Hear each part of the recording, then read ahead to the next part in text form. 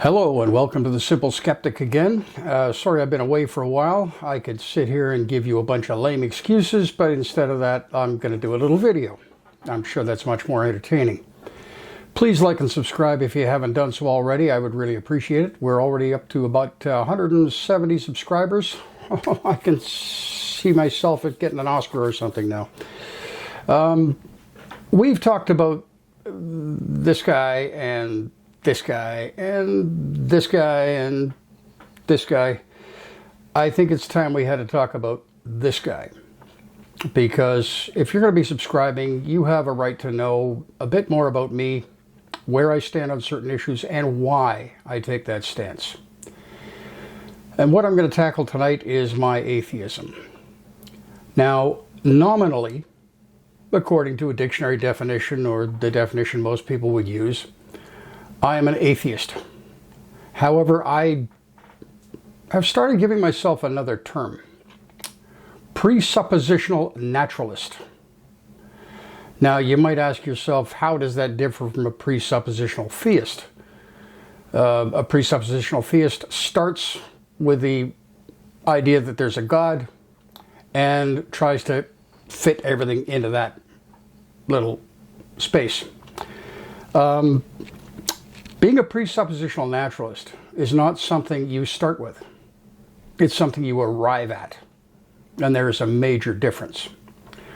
The problem with presuppositional theism is that people start at the beginning. They start 6,000 years ago, 10,000 years ago, billions of years ago, whichever sort of theism they subscribe to. Whether it's young earth creationism, old earth creationism, intelligent design, whatever. They start at the beginning. And they do their investigations that way, with the conclusion that there's a God and some sort of intelligent force at work, and they fit everything into that. The problem with that is that these people obviously have never watched a police show on TV. No investigation ever starts at the beginning. Never. It can't, because you don't know what happened. You start here and now with what you have around you. You look at the evidence. You evaluate it. You put it together. You try to discover what could explain the things you're seeing. And you work your way back to what happened at the beginning. And you hopefully find out. Now, when I do that, I look around me at all the life on Earth. And let's presuppose for a moment that I'm an expert in biology and biophysics, biochemistry, chemistry, physics, geology, cosmology, all the stuff that entails a proper investigation of how we're here. When I do that, I see the interconnectedness of life all around us. I don't understand it fully. I'm not a geneticist. I'm not a biochemist. I'm not a biologist. I'm just a keen amateur naturalist. And when I look around at that and see the interconnectedness, I see that it seems to be natural. It seems to have a natural cause. We all seem to be interrelated. Obviously, we're related to the great apes. We have many physical structures that are similar. Just our general appearance. As we move further back in time, those differences increase to the point where we no longer have hominids. Then they go back to the point where we no longer have Australopithecines. And we keep traveling back in time, but we still see an interconnectedness there. We keep traveling back in time. We see a sudden flash of light, which was the asteroid, comet, meteor, whatever, that wiped out the dinosaurs. We keep moving back in time. We see the dinosaurs in all their varieties. We move back until there's no more dinosaurs. We see amphibians crawling back into the water, because remember, we're going in reverse now. We see fish. We see plants. We see insects. We go back to the point where vertebrates and invertebrates diverged. We go back to the point where life started. Now, where was that? The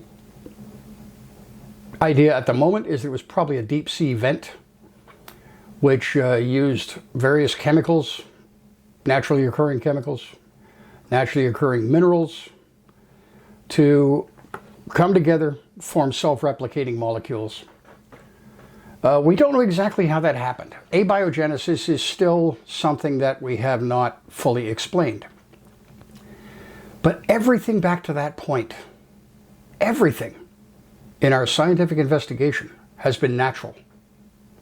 There is absolutely no reason for me or anyone else to throw up their hands and say, can't explain it, must be a God.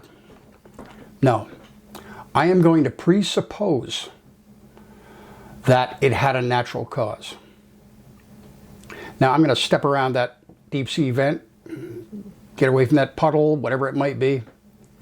We keep moving further back in time on a lifeless Earth. We see the Earth as a hot, boiling mass of magma and whatever, gases.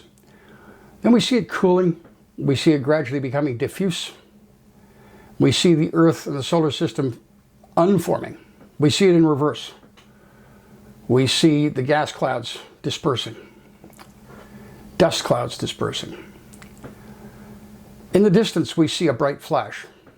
The nearby nova or supernova that caused the shock waves, the gravitational shock waves that cause that gas and dust to coalesce together to form our solar system. Excuse me, it's been a long day. And we see all the matter in the universe rushing back in on itself. We see the atoms stripped of their electron shells. We see individual atomic particles breaking apart. We see everything compacted down into a little tiny point. What we've just seen is the reverse of the Big Bang. Do we know what started that? No. But we're very close. We're closer than we were even a few days ago, I guarantee you. We, again, see that everything back to that point in the area of physics and cosmology is perfectly natural. Again, we have no reason to throw up our hands and say, can't explain how the universe started, must be a God. No, I will not do that. Science has served us very well back to that point. I'm not going to cheat on it. I'm going to trust that there is a natural explanation. And if one day we do get to that point and we figure out how it started, if we poke our heads through that point and see a bunch of guys sitting there in white robes and long beards and pounding away on laptops, creating new planets and universes and stuff, okay, then we might think of a God. But a real scientist would say, who are you guys? What are you doing? We have always been here. Yeah? Got any evidence for that? I seriously doubt that's going to happen.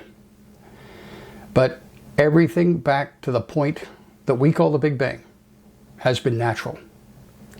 There is absolutely no reason to think that it's anything else. So I am a presuppositional naturalist. But note, as I said earlier, it's something I arrive at. It is not something I start with. And I think if you investigated the universe, you'd probably arrive at the same conclusion. Presuppositional naturalism. Take the walk. Take the journey. Explore. Arrive at it. Have a good day.